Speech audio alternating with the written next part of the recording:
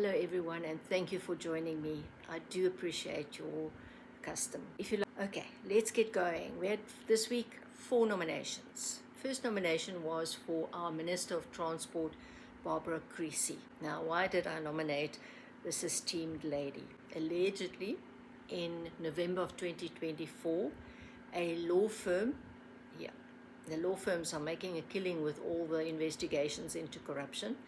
But this particular law firm, Weber and Wenzel, they released a report to her and the department. South African citizens are yet to see this report. Allegedly, in this report, it seems that PRASA has been implicated in fraud to the amount of 15 billion rand. A lot of money again. We just, as taxpayers, we just cannot win. Anyway, in this report, allegedly, it's not been released, so we can't confirm, but allegedly names like Edwin Sondi, in Afrikaans we would say ou kalant when it comes to tender entrepreneurs. And we all know what tender entrepreneur nowadays means in South Africa. And a gentleman by the name of Molefe Monsieur, who's the head of technical rolling stock in PRASA. They alone are alleged to have defrauded something to the tune of 7 million rand. Now, my question to Mrs. Barbara Creasy is, why has this report not been released? It seems on questions being asked by the public or reporters or podcasters that the answer was whatever was proposed by the law firm has been implemented.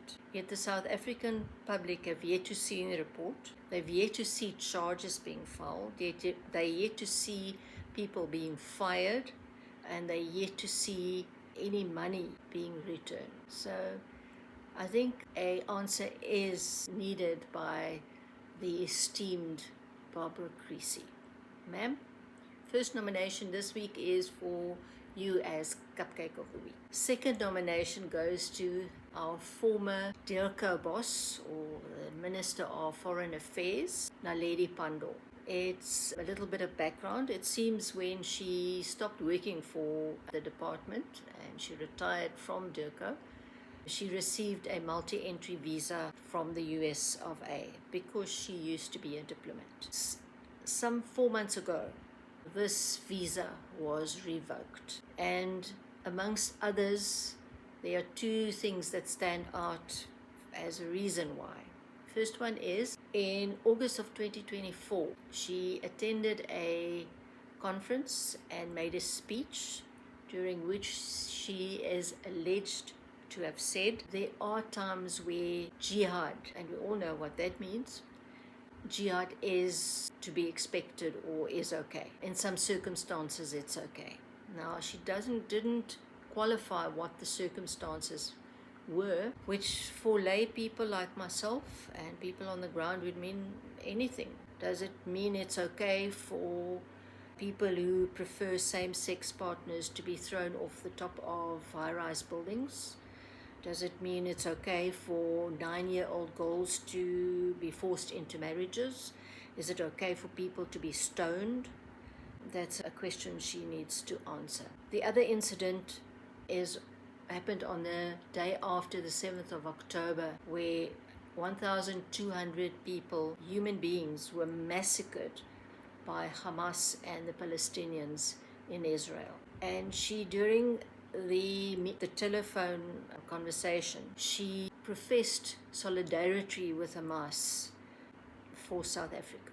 So she was saying to Hamas, South Africa is behind you. Well, I cannot speak for other South Africans, but ma'am, I'm not behind that. I certainly don't condone any violence, whether it's against Gazans or whether it's against Israelis of any kind. Let me just reiterate, the violence against the 1,200 people that died on the 7th of October was horrific, even though most people don't want to know. So yes, goes a little bit further. On the 22nd of March, some days ago, she was again supposed to be giving a speech at the Cambridge Center for Palestinian Studies, pardon me, and it is alleged, it cannot be corroborated as yet, but it's alleged that her entry into the UK was denied because she is deemed to be a radical. Two things. Firstly, in today's world where the whole power structure is being changed, whether we like it or not, do we really want to alienate our friends? We've got few friends left: Russia, China, Brazil, and in the bigger schemes of things, that's not enough. We need far more people to support us. So yes, my nomination for Cupcake of the Week, Naledi Pandor. My third nomination is a bit different. It's an either or. Sometime this week, to everybody's horror, public building in Tata in the Eastern Cape caught fire, and this huge building burnt down in total. It was housing a number of government institutions, such as the deeds office. Yeah, all the deeds are gone, all that information is gone. And I'm going to go to my notes. It's, amongst others, Department of Education, Disaster Management, Agriculture, Land Reform, Social Development, etc. Quite a number of more departments were housed there for Mthatha and their region. So quite devastating. The information that was lost there is enormous. Now, it seems, according to some witness testimony that has been freely available on YouTube and on the internet, that the fire started around 5 o'clock. Now one has to smile. Government institutions knock off at 4, sometimes even before 4. We all know that. So an hour after everybody's evacuated the building or left the building, the fire started. And let me just, as a side, say, so far as all the information available goes, nobody's been hurt by the fire, and thank goodness for that. That is absolutely good news in all of the disaster that happened. But yes, so an hour after everybody's gone home, the fire breaks out and quickly spreads to the entire building. Investigations have been launched to see whether it is bad infrastructure or whether it's arson. So I want to nominate either or. If it's arson, sir, ma'am, you've scored a small positive result for yourself, but you have hurt the taxpayer immensely. This is going to cost the taxpayer billions.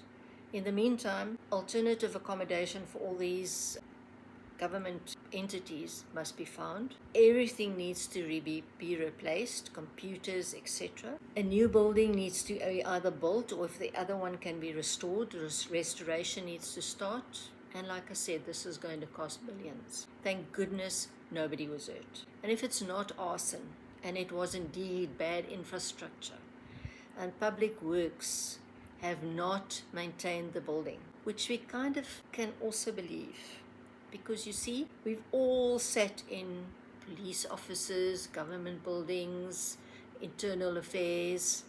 We've sat endlessly for hours in queues, looking around and seeing what the building around you looks like. And I've often wondered, does the public department not have a paintbrush or roller and a tin of paint? Because those buildings are shocking. So, nomination goes either to public works, and if it indeed is bad infrastructure, I really hope that criminal procedures are launched according to the OSH Act. Or if it's an arson, I sincerely hope, sir or ma'am, or you, if it's more than one person, I sincerely hope that you're caught and that the law takes its course. So yes, nomination, either arsonists or bad infrastructure and public works department. Okay, final nomination goes to a previous nominee and a previous winner actually as well, our esteemed Honourable President of South Africa, Mr. Cyril Ramaphosa. Oom Rampies, please explain to us taxpayers why the suspended Minister of Police, Mkhulu, has not been fired. I think the Madlanga Commission, the ad hoc commission, there's enough evidence to a firing for bringing the SAPS into disrepute of this gentleman. And not only should he be fired, but he should forfeit all the salaries that we've paid him whilst on suspension. He should forfeit his pension, and he should forfeit all of his niceties that he has after retiring from the police. All his perks. Can't make it up. Only in Mzansi. Whilst you're busy answering questions, there's many that I still need to ask you as well. But please answer 2 more for me. 1. Pala. Lieutenant General Mkunazi. And I'm talking about Nhlanhla, not Julius. Why hasn't Julius been arrested yet? But anyway, I'm talking about Nhlanhla Mkunazi in his final testimony at Ndlanga. And I take my hat off to the gentleman. I doff my cap, sir. He referred to an alleged letter written by somebody who shared a cell with Kat Nklala, imping Kat Nklala to Mpala. Sir, the previous explanations for Pala, we don't believe it anymore. Please explain why all this money that was in a sofa, no less, not in a bank, in a sofa, was not declared to SARS. And please show us a docket where the buffaloes were exported to the people who were allegedly buying the buffaloes. Second question, your nephew, or not your nephew, that you know or don't know, or sometimes know and sometimes don't know, Morgan Maumela, why has he not been charged yet? Implication into the Tembisa tender scandal with this gentleman is, as we say, why has he not been charged yet? So yes, please sir, an explanation is due to not only me but to all taxpayers. Okay, time for award. Drum roll. Ching! And I'm going to try something. I'm going to see if I can load the actual sound coming up right now. I hope that worked. Anyway, award goes to, and all 4, especially 3 of them, very deserved nominees. But my nomination this week has to be to our Oom Rampies, Mr. Ramaphosa, a cupcake for a Cupcake of the Week, special one again, a la Checkers, special chocolate one, Mr. Cyril Ramaphosa. Okay, done for this week. Let's get going on Monday again to see who we're going to nominate next week. Thanks for joining me.